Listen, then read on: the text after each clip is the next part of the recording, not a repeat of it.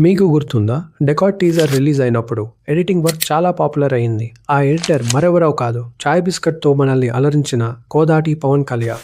ఈయన 'మేజర్‌కి' కూడా వర్క్ చేశారు. ఎడిటింగ్ వర్క్ ఇంట్రెస్ట్ ఉన్న వాళ్ళకి మస్ట్ ట్రై ఫిల్మ్ ఇది. యాక్షన్‌లో లవ్ స్టోరీ చెప్తున్నా. I think I'm riskier than most. ప్రేమ కథలు చలామణి అవుతున్న రోజుల్లో ఆయన క్షణంతో మన ముందుకి వచ్చారు.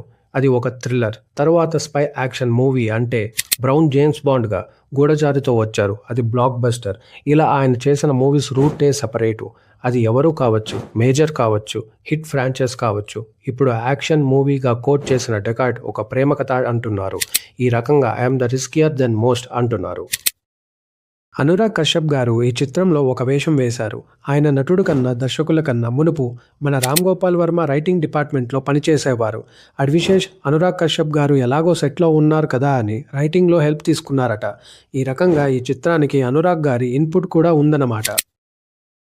ఈ చిత్రం 2 భాషల్లో తెలుగు మరియు హిందీలో ఒకేసారి తెరకెక్కనున్నాయి. అయితే విచిత్రం ఏమిటంటే ఇవి రెండూ ఒకే చిత్రంలా ఉండకపోవచ్చు. దీనికి కారణం 2 చిత్రాలకి పనిచేసిన టెక్నీషియన్స్ వేరు కావడం. పోటాపోటీగా 2 టీమ్స్ తెలుగు వర్జన్ కంటే హిందీ వర్జన్ సీన్స్ బాగా తీస్తామని, అలాగే తెలుగు టెక్నీషియన్స్ హిందీ సీన్స్ కన్నా మేము బాగా తీస్తామని, ఇలా 2 బ్యూటిఫుల్ వర్జన్స్ బయటకొచ్చాయి. అడ్విశేష్ అనే అతను నా ట్రస్ట్ని ఎర్న్ చేసుకున్నాడు.